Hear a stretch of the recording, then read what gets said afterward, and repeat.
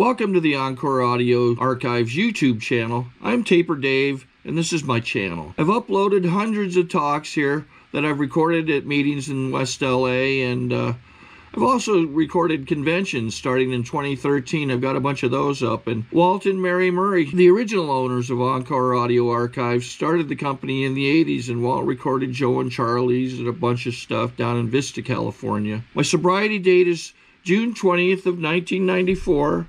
I hope you find something you like, so please like and subscribe to my channel and comment down below. If you want to hear something that I don't have or that you don't see, I'll see that I get it. Anyways, take care and have a great day if you want to. Please join me in welcoming our next speaker, Jim.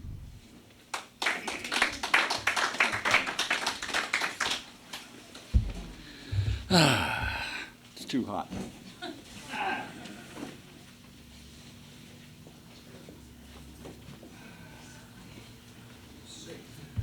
Hi, I'm Jim Barracks. I am indeed an alcoholic.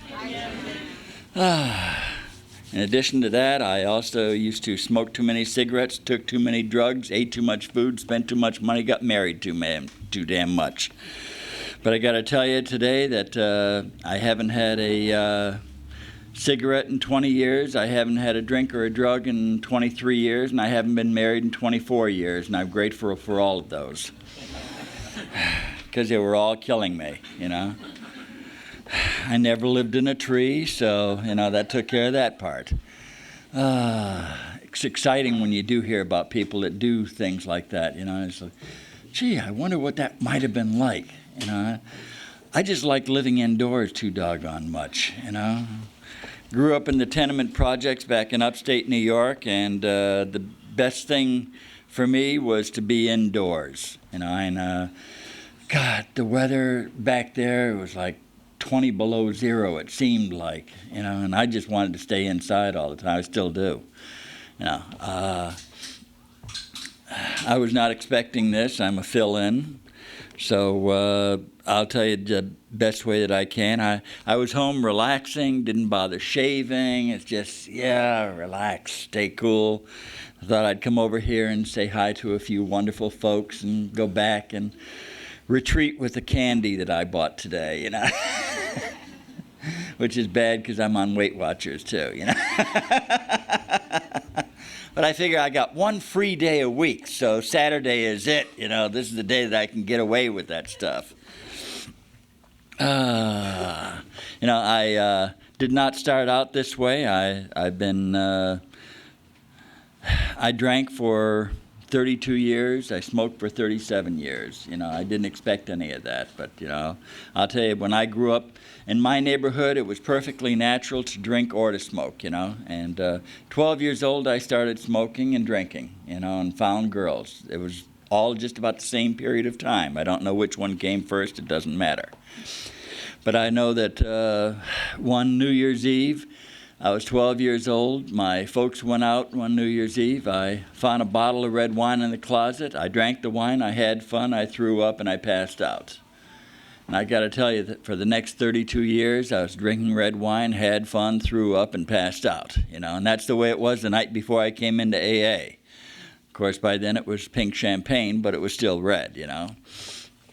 During that period of time, I did just about anything that I possibly could to stay with the booze. I acted out all types of weird things. You know, when I was 13, my stepmother molested me. When I was 14, my father molested me.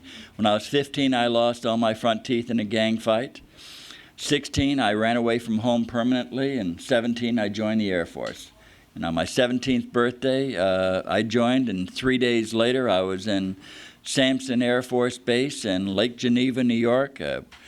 Weather was 20 degrees below zero. The butt cans inside the barracks got frozen, and I realized that I made a bad career choice. Because when things get hot, I run. You know, I don't stand still. I don't say, let's talk this out. I'm out of here. It's as simple as that. You know, and for me, it because I always ran away from home. I started running away from home when I was 10 years old. I'd get out and hitchhike, and I'd go from one relative to another, whoever would have me for a while. And when they pissed me off, I'd get out on the road and I'd take off to another relative. So I was regularly going from Buffalo to Detroit to Michigan to Baltimore, and it just, And when I was that age, it was safe. So it was no wonder that here I am, 17 years old, and people are ordering me about. And of course, I took little vacations now and then, And the Air Force, being the way they are, sent people to bring me back home, which was interesting. I went in as an Airman Basic, and 3 years later when I got out, I was still an Airman Basic, because that stripe was on and off constantly. When I was 18, they shipped me to the Philippines, and I did not like the Philippines. I hated the weather, but I loved the beer. San Miguel beer. Man, that stuff was strong. And first night I went into town, I drank San Miguel beer, got knocked flat on my ass, and met the love of my life. The first Mrs. Barracks. And she was wonderful, she was beautiful, she was a bar girl. And, we set up camp right away, and, a short while later she got pregnant. I don't know how that happened, but, it did. And the Air Force about that time wanted to ship me back, and I said, no, I'm going to stay. I want to stay here. I got a kid coming. And no, you're going back to the States. So she and I ran away again, and off to the barrios we went, And that was strange, eating rice and knocking mangoes off the trees and living a very idyllic life. And until two nice gentlemen with air police armbands and rifles showed up and said, hey, you got to come back with us. So they put me in the stockade, and while I was in there, I got mad at a sergeant and tried to slice him with a bolo knife, and they gave me another court-martial, and, when I got out of stockade, I forged a pass. See, I didn't do things legally when I was there. I didn't know anything, And as a runaway, I had no role models. It's as simple as that. And so, I did what I damn well pleased. Whatever came to my mind, I did. And I forged a pass, put the captain's name on it, and went into town. And that night, my wife gave birth. And the midwife hadn't shown up yet, so, she gave birth, and it was she and me, and baby makes three, and it was a strange thing to never have gone through any type of class or anything like that and suddenly help birth the baby. It's strange. But I did, and 3 months later, I was shipped back to the States. She was waving to me, and I somehow felt that I'd never see her again, And I was right. I came back, and so 3 months later, I met another wonderful woman. See, that was always a problem of mine, too. I already mentioned that I was into drugs and smoking and drinking and women. That was the roughest one of all. Damn near killed me. Discovered another wonderful woman, and 3 months later, we got married, and we started having kids, and and for 5 years there, I didn't take a drink. Now, that was weird. But we just didn't believe in it. It was just, we were raising a family and all, and I didn't know anybody that drank, so we just plain didn't drink. And for 5 years, it didn't happen. And I broke off with her, and 25 years old, I drove out to California. For the next year and a half, I was drunk every night. It was just... Our big book talks about that there are circumstances there that, we haven't crossed over the line yet, and I hadn't crossed over the line. And as a matter of fact, I remember very clearly, 25, 26 years old, that when my lips started feeling numb, I'd stop drinking. That was my turn-off switch. Gee, the lips are numb, stop drinking. And I stopped. And it was okay to do. But over a period of time, it wasn't, because came out here and went down to the Palladium after a week in California, and I met the third Mrs. Barracks. And for the next 10 years, I went out once a week on boys' night out. You know, that's all that she would allow me. It was one night a week on boys' night out. So my buddy Carlos and I would go out and we would get stinking drunk. You know, we'd shoot pool. He was the type of, he was a nasty drunk, you know. He's the type of guy that we'd be in the pool hall, you know, and we'd be ready to shoot, and he'd stop, and he'd step back, and he'd throw up, and go back and make his shot. And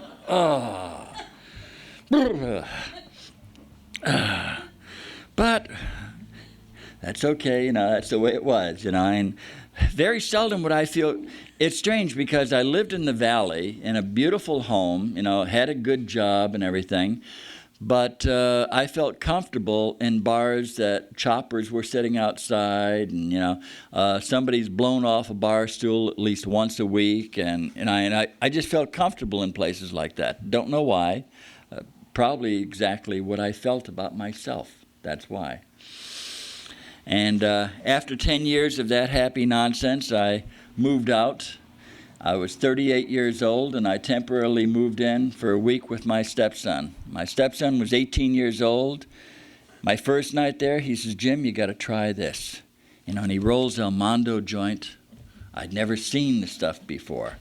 You know, turned down the lights, put on the strobe lights, put a little Jimi Hendrix on, and said, "You smoke it like this." Took a couple of puffs, and I could feel my hair starting to grow long.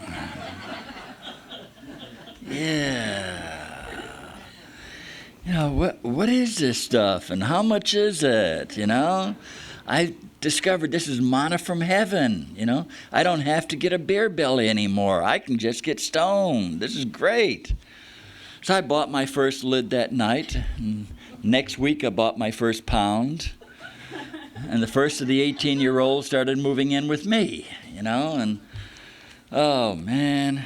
And somewhere in there, a fourth Mrs. Barracks moved in and moved out, you know, just another young doper, you know. And meanwhile, I'm still carrying on the same job. I'm turning into a hippie gradually, and, you know, the boss is shaking his head, wondering what the hell I'm doing, you know, and you know, and I'm starting to feel bad about myself. I'm trying to commit suicide now and then. Not enough to go to the hospital. Just enough, you know, to make the fourth ex-Mrs. Barrick sit up all night feeling my pulse to make sure that I don't die. You know, things like, oh, hell. I remember when John Lennon died. I took off work and I came home, set up an altar with his picture up there, with candles and incense, played Beatles music all day and all night, you know, cried my eyes out, and just thoroughly enjoyed it. And the next day I woke up and looked at all this mess and wondered why I never even liked the Beatles, you know, but that's... It's what I did, you know. And after a while, I started putting on weight, because nobody tells you about this little thing called the munchies that you get. Because every night I was down at Pink's or Tommy's, swaying in line with the other dopers, you know, waiting for that double chili cheeseburger, you know, and scarfing that down, and going home and pulling out that frozen Sara Lee chocolate cake. Peel off the lid and just start munching away. God, you know. So I started putting on this weight, so I talked to my stepson. My stepson remained my pusher for 8 years. You know, we kept the money in the family. And I remember telling him, you know, I'm putting on all this weight. What can I do? He says, you got to take these little white pills. They'll help you. So I bought a few hundred little white pills, and I started popping. He was right. I lost 50 pounds in 3 months. It was just gone like that, you know. Went back to him, and I said, Stuart, this is really fantastic. I've been taking these pills, and I go to work, and I come home, and I come home on a Friday night, and I party all weekend, and I go back to work on Monday, and I haven't slept. What can I do? He says, hey, man, you got to take these big white pills. called Quaaludes. And it's, okay, cool, I'll take one of those, you know. So I popped a Quaalude just to see how I would feel, and I just totally relaxed. Man, it was just like somebody put foam on that fire, just, whoom, yeah. You know, you just, after I'd be there for a little while, say have a few beers and a few joints and say 2 ludes, love to go out and hop into my 71 Barracuda, pop her into first and cruise home about 5 miles an hour. You know, didn't want to draw attention to myself, you know, and just, oh man, I love the lights, you know, all the beautiful lights merging and blending, you know, and every once in a while I'd stop and I'd watch the lights and they'd watch them go from green to yellow, then red, then green, then yellow, then red, you know. Lights were a place to take a rest on the way home, little naps on the way, you know. Once in a while I'd have an accident, but I hit somebody so soft. They just wave to me in the rear view mirror and drive away, you know. Lord, you know. See, I never had any big accidents. They were all soft, you know. And I remember that one of the last drunks that I had, all my friends around me were dying. You know, people were dying of gunshots and drug overdoses, because by then I was trying just about any drug in town. Didn't matter what it was. You know, I'd go to a party, somebody would say, here, pop these pills and smoke this. So I'd pop the pills and smoke that, and being an ass kisser that I am, I'd wait for a little while and finally say, by the way, what were those and what is this? And they'd say, well, those were pink hearts and that's angel dust. You'll be up all night, but you won't care. And I said, okay, fine, that's cool. You know, I didn't care. You know, is it for sale? You know. And midnight movies and I were, you know, an item, because I'd always go to midnight movies because you could always buy new dope in the bathroom there, because somebody was always in there pushing something. And one night I just decided that I'd had it with life. You know, fourth wife had moved out. I'd just kicked the girlfriend out, and I decided I'd commit suicide. So I pulled out 50 10-milligram Valium and a bottle of Stoli and a 6-pack of Michelob and a little bit of grass, and I figured I'd mellow out. Brought out 10 of my favorite albums of artists that had gone before, like Jimi Hendrix, Janis Joplin. Put on a little mood music, little Freddie Fender's Wasted Days and Wasted Nights. You know, he started that wasted days and wasted nights, and I started popping Valium and crying, and, you know, about midnight I got long-distance telephonitis. You know, that's when you start calling people on the East Coast to let them know how rotten they were to you, and, you know, don't they just love your call, you know. Of course, back there, what time is it? 3 a.m., 2 a.m. Oh, they love calls from the West Coast. And I remember trying to call this one guy, Joey Rotunda. And, hi, is this Joey? Says, yeah, who's this? I said, this is Jim Barracks. Yeah, where do I know you from? I used to sit behind you in second grade, and you hear click, you know. Trying to call ex-wives and kids back there to let them know how rotten they were to you, and nobody understands you. It's as simple as that. Nobody understands. Called up my ex-wife, my ex-girlfriend, and I said, Wendy, I'm committing suicide. Nobody understands me. Nobody appreciates me. Goodbye forever. Don't come over. And I hung up and I waited. It's been a little over 23 years and she still hasn't shown up. Watch out who your lower companions are, I'll tell you. Jesus. But I realized that night that I was committing suicide and it was not the right thing to do. I thought maybe you'd better sober up before you do it. And I staggered over and I turned off the stereo and crashed. And when I woke up, I knew I was in trouble, so I called my ex-wife and I says, something's wrong. This is what I did. She said, I told you have psychological problems. You need a shrink. So I called up a shrink. And I said, here's my problem. I just tried to commit suicide. My girlfriend doesn't want to come back to me. My family doesn't want to talk to me. My job's trying to fire me, and I think I might be a budding alcoholic. And she said, come on and we'll talk. And I'd go over there, and I'd dry swallow a couple of Valium before I went to see her. And for 6 weeks, I went in and I told her exactly what my problem is. And you all know exactly what your problem is. It's them. You know, it was the ex-wives, it was the ex-boss, it was the current boss, it was the current company, it was society, it was, you know, and it was always them, never me. And it wasn't until I came in here and took my 4th and 5th step that I saw those damn 3 fingers pointing back at me. See, I had only had problems with 3 types of relationships. I had problems with you, with me, and with God. Other than that, I was okay. After I took those steps, I discovered that I had no more problem. Why? 5th step freed me of all that.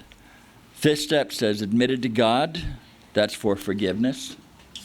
To ourselves, that's for understanding, and to another human being, that's for humility. That took care of the problem that I had with you, with me, and with God. You know, it was as simple as that. It released me. You know, thank God for that. I went to that shrink for 6 weeks, and at the end of the 6 weeks, she says, Jim, you show tendencies of classic alcoholism. Maybe you better do something about stopping drinking. And I says, yeah, you're probably right. And I went home, and I remembered seeing Days of Wine and Roses. He stayed sober for a year. Maybe I can go stay sober just for a couple weeks, just to get the heat off, get a little jingle back in my pocket, get the girlfriend back, and I'll be okay. So I called up central office, and they told me where to go to a meeting. It was a Friday night, St. Augustine's. And I went down there, and I hate to tell you what I looked like, but my sponsor is a tough old broad, and she said that I have to tell you, so I will. Even though she's long gone, I still do. I was not this suave, handsome gentleman you see standing in front of you. I was 44 years old. I had shoulder-length hair, headband, beard, and a mustache, puka beads. Anybody remember puka beads? Rings on every finger, a print T-shirt with a big red tongue hanging off it, bell-bottom jeans, and sandals with jingle bells on them. You know, I hate to tell you that I was then and still am a local Allstate insurance agent. You were not in good hands. Lord have mercy. But that first meeting, I grabbed that big book and I grabbed the 20 questions and I went back to my seat and I dated it and I went down the line and I was delighted. I had an almost perfect score, 19 out of 20. Yeah, there was only one I thought that I had missed. Have you ever had a complete loss of memory as a result of drinking? I said no, I couldn't remember. But I kept that card and it's still in my big book 23 years later. Bless you. Because every once in a while when I was new, I'd be at a meeting and somebody would talk about being arrested 122 times and I'd say, I didn't get arrested. You know, they talk about living on Skid Row for 6 months. I never lived on Skid Row. They talk about going through 20 detox centers. I never went through a detox center. I came into these meetings and sat on my hands and shook. It was as simple as that. And I'd drive home thinking, gee, maybe you're not really an alcoholic. And I'd get home and I'd pull out that 20 questions card and I'd say, oh, yes, you are. You know, and that kept me sober a lot of nights after meetings. I went to meetings, you know. 2 meetings a day, sometimes 3 or 4 meetings a day for my first 18 months. I needed to thoroughly imbue myself with this program. I needed to change this thinking. See, it wasn't so much that I needed to learn stuff, I needed to unlearn. Because I had taught myself all those years. I had told myself that it was okay to step on people. It was okay to grab what I wanted. It was okay to do what I wanted. And I learned that I couldn't do that anymore. You know, I learned that I had to be honest. I hadn't been honest. Hell, I hadn't worked honest for many, many years. I was, you know, it was foreign to me. I had to go out and make amends to people. I look forward to it. Some people say that they hated coming here. I loved it. This was a safe place, you know, and I got to tell you, that's one of my favorite things, is that I wish the hell there were people standing here at the door in umpire uniforms, so that when a new person comes in, drunk off his ass, you can just stand there at the door and go, safe.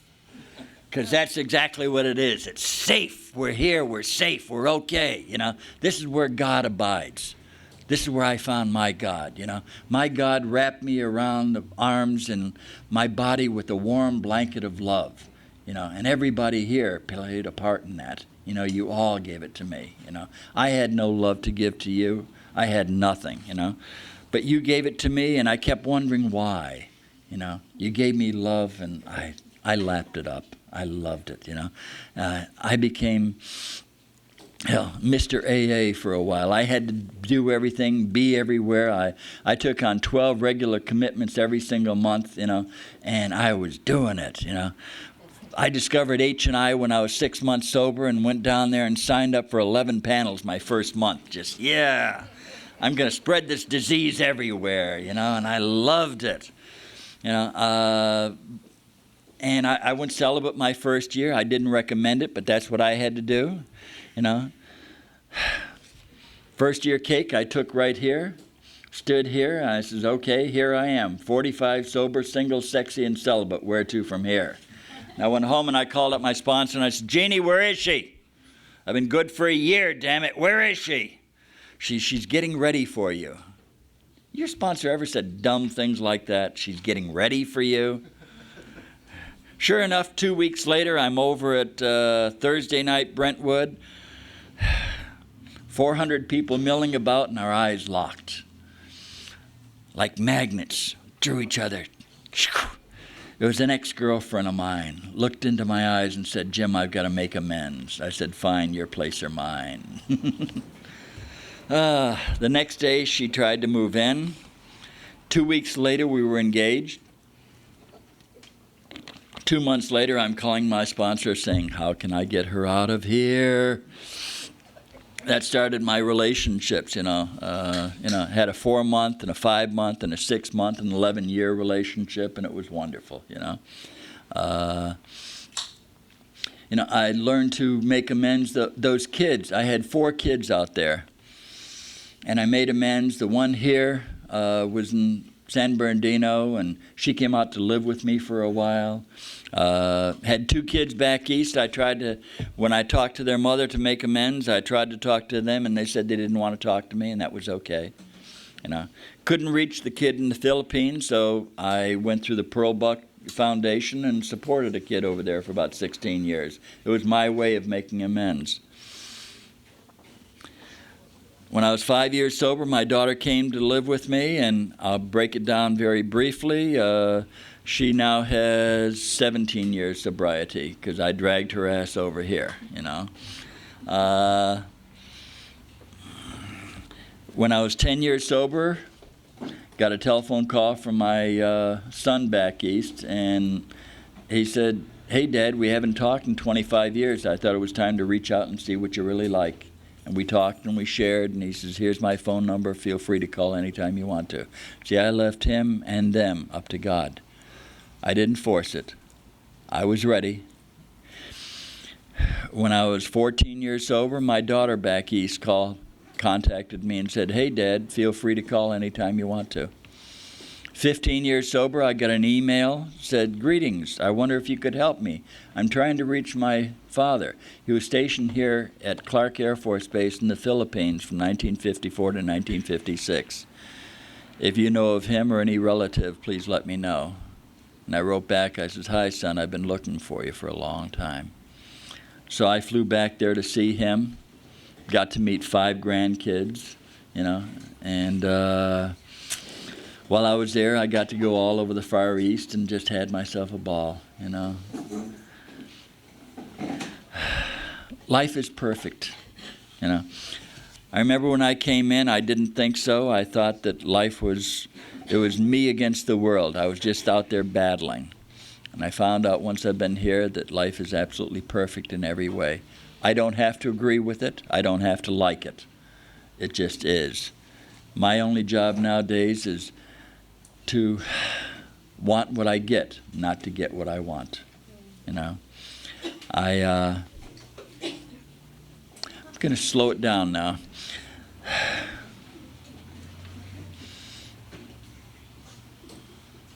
A few thousand years ago, a young man came over to a very holy man and said, "How can I find peace and serenity in my life?" Without saying a word, the man grabbed the young man's hand, took him into the river. They got to the middle of the river, and he grabbed his head and he shoved his head under the water, and he kept him under there. And when he finally let him out of the water, he said, "What was your number one thought?" He said, "Air. I wanted air." He said, "When you want peace and serenity as much as you wanted air, then you'll find it."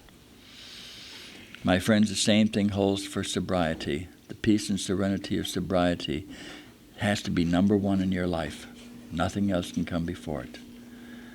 When you have that, the keys to the kingdom are yours. And with that, I'll give you my closing prayer, and that is that I might wish you wealth.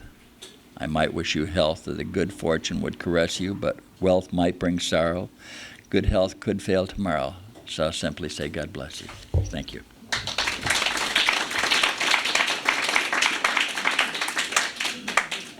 I think we got a great talk going on here. Thanks for watching the channel. Taper Dave here. Just curious, do you think this is better than Zoom? Okay, this is how I prepare my drone for launching. I like to do it inside the cab of my truck so I'm not standing outside in the weather. To install the joysticks for control, up and down, right and left, powered on. I have an Android phone that I use to connect it to the drone with. And it's actually controlled through the iPhone, through an app. Oops, wrong way. It's actually controlled through the iPhone, or through this Android phone, through the app. It's actually controlled through the Android phone, through an app, and you connect it through this short connection right here.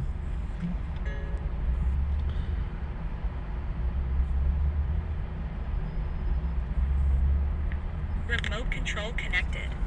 Remote control's connected. So I pull out the drone.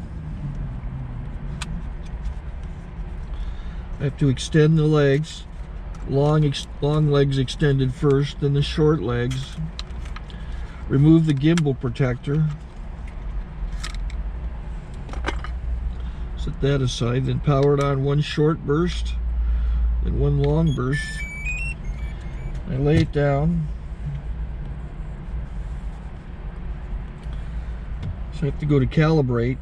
So the drone's not connected yet. It shows you here as this drone gets disconnected, even though the remote's powered on. So the drone has to establish it's connected. So I go into the app to calibration mode. First I'll calibrate the remote controller. Start calibration. Out, in, oop, out, in, up, down, and then this little wheel is to control the gimbal. So it's calibrated. Go to gimbal calibration, start calibration, and then it calibrates the gimbal. I don't know if that shows up. The gimbal's moving all over the place. Changes, you can see it on the video. And I'm calibrated to take off. It's acquired 7 satellites at the moment. There are 26 satellites up in the sky, which it has to acquire before you can take off. So it's connected. It's got enough satellites. This is white. I can go to press this little arrow button, swipe right to take off, and it would start the motors if I slid this to the right, but I'll wait till I get outside. Don't want to do it inside.